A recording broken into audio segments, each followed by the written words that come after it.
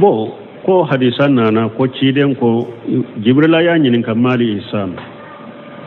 ako al ihsan wa anta abudallah kannaka tarahu fa in lam takunu tarahu fa innahu yaraka jibrila ko ciden ma ko nyuma yayi munya ko ka alabato ka ke ko mi nyabe alala ni e nyaate alala e kadu ala nyabila ko do yen nyinin kalike ko ciden ko ala teye ko munna ciden ko ka alabato ka ke ko mi nyabala sanin kan nyinin kali jabi folo ni hakilna sugu ni nyinin kali sugu mun ko ba ko nuni ma takallufu sebo man nunun ke sisa kam mo bambantiya bola takallufu bola ani farin min be hada madaw na sisa fo hada madaw ka sabale hada madaw nye farin min da du sukunu nye hakilina munun ta te kula ko sagi kata alama an kan ko da alaka qur'ana ayawla kan disi da alaka qur'ana ayawla an kan ko da ciden ka di saula kan disi da ciden ka di saula ko an ka subuhaw nyine kam mo subuhado mo du sukunna hadisa ko qur'ana kola hada madaw kai sabala te kwawla atese alaka dina te kwawla atese de min fo oyoye nunu nye takallufu nunu nye nyinin kali suguye sebo tunte nunu do salafu saru tunte ni nyinin kali sugudo parce que ni cide nye min fo lu dalembe cide nade utani shikamina ulu hakili ya ye ulu hakili ma ye ubado ko cinyadero me cide san kam mo nyere shikalende be cide na mo chama mbad dambe kata silamiya la sisa abe silamiya kono a shikalembe alala a shikalembe qur'ana la shikalembe cidena o de ben nyin kan suguna to mo bolo e mai ala ya mu'minu tan o yu'minuna bil ghaib ala ya mu'minu tan akon mu'minin udu be da ko dogolen nade umam minye aforo ye mu'minu be dalade ata nyanyini yere ala de ya fundale mbala bere ata nyanyini yere ciden de ni fundale mbala de ata nyanyini yere men ni te mu'minu de iben ni so sebelu ke o be sisan kam mo la donc mo ka sabali ani fanam be fulana min faraka abewa sunna mo nyo mbode fo wakati be fo aqida kala an ka tauhid kala an ka aqida kala an kan mo bila kata mo la su kata aqida kala ni tauhid kala li salakata salaf salihu kana an ka wakati la aqida kitabu munun dilala mo munun na awire madrasa ka sera sanawiya wala ayi saga ka aqida kitabu nyine atin muraja jamana nunun be tokomi hakilina jugo façon be donna jamana en kono bambantiya sugu be donna jamana en kono fo ita nyana bonne kalante koy fo tawhid kitabu de kakala fo aqida kitabu de kakala donc nambora ela alle kanyini kali jabu cide ma fo ala bato fo kala yew esga yo defo akwanta budalla kannaka tarahu akwai kala bato de limanani dankane kana i dusukunna ko ala nya bila ka dankane ni limane ka suru dusukunna dusun kala se ka ke komi nya de be alala amma fo kala bato be ala yew ni ciden ko ala bato de be ala ye au ba fo sisa ala ko ciden ko ala teye munna ko kala bato kala ye eska ko kala bato kala ye de ako ka annaka taraw ako ala bato de ika dankaniya ka soro dusugun kono limana ka soro dusugun kono dusukala ka soro dusugun kono ka ke komi nyaade be alala ne ako ni mo limana no dankaniya soro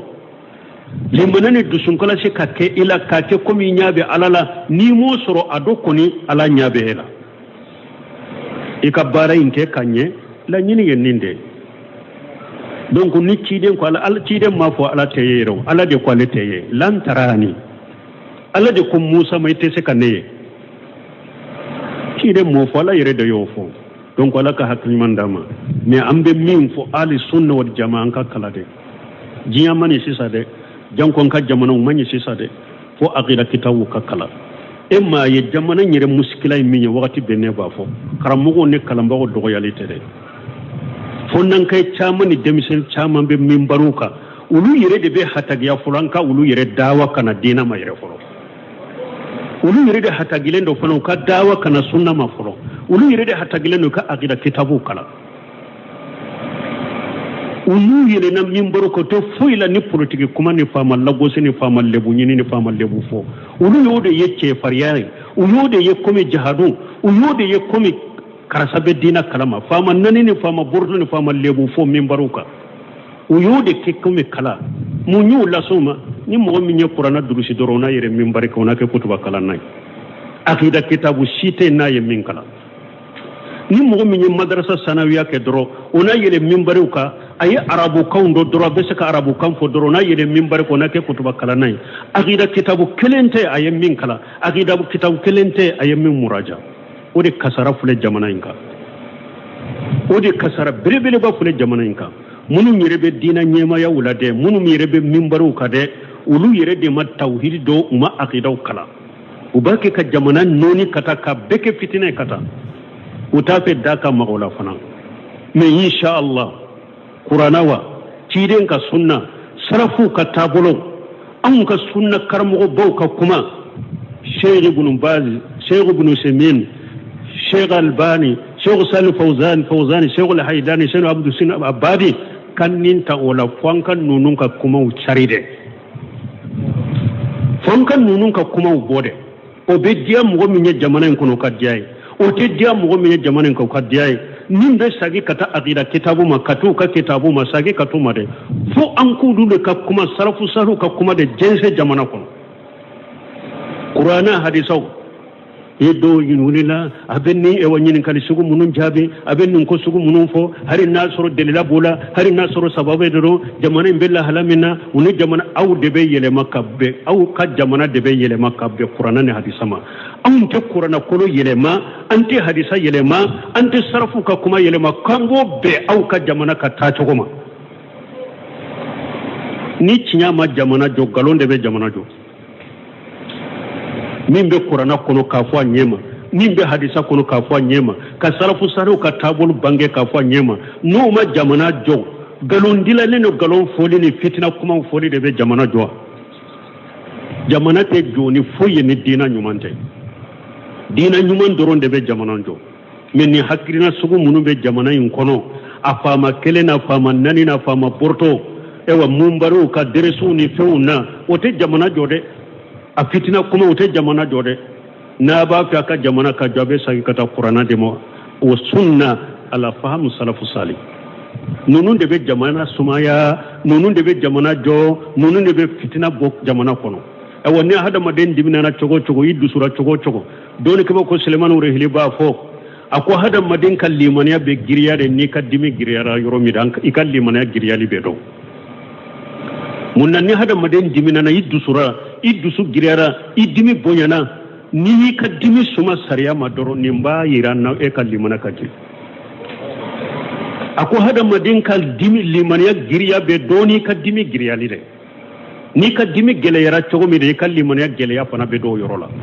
ni ka dimi gele yara chogo ni ebi ka dimi suma sariya de ma nka dimi fule nka suma sariya ma folo ni sariya ye min fo nka fo ni sariya ye min ken kake ni sariya ma min fo nkana fo ni sariya ma min ken kanake ni bi ka dimi suma da dimi to iba suma sariya ma nin de bayira ko e kallimana kagiri emme ni mo dimina na doroina bo kadri kono limana be ela ni hada madenye silamiya kanu chogo ika silamiya kanu bonyana chogo asuma sariyama asuma silamiya sariyama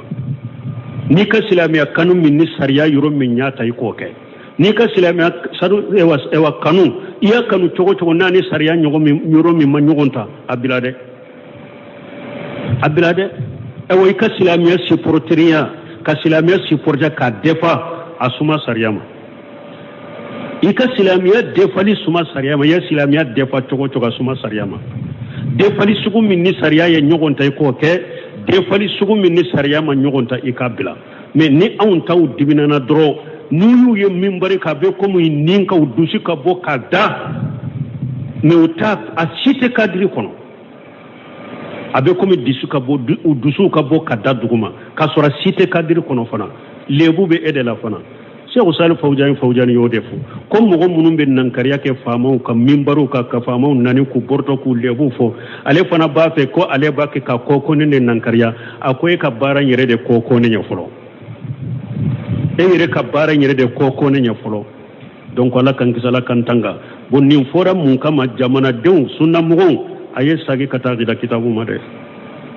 ni aqida kitabu makala ate sunna mugo ka aqida do de kitabu tauhid katabulula aqidatu wasatiyya anu ewa aqidatu tahawiyya lumu akil itiqadi at-tadmuriyya al-hamawiyya shaykh salih ibn rajid ala shaykh akoni mugo min nin kitabu kala karam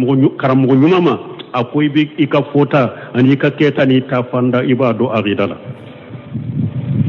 ibadu aqidala de me do fule min baruka kulo ni fewna jamana en kono ti har nin kitabu to godo janko ita maralen soro bule ita yo ita sura kelenya hara kelenya laje kamuraja kaba ito soro uyoke ebe se kam fo dinala ewa munu chaman be min baruka ulu yere de cinyali kelaw ya jamana kono ulu de be kokonen kelena ulu de be munkar kelena irele parce que ma aqida kala qur'ana durusi doroke kutuba kalanna madrasa sanawiya ke doro ko abesa arabo kanna dorina ke kutuba kalanna tawhidi te aqida makala foy makala ute foy la nitialite ambe ala de dele ala kan ciage kata qur'ana ni sunna mala faham salafu salih subhanakallahumma rabbana bihamdika ashhadu an la ilaha illa anta astaghfiruka wa atubu ilayk nyen kalimin ke ko tawsiri kono an kuma nasiranya ka an ko siranya togo khawfu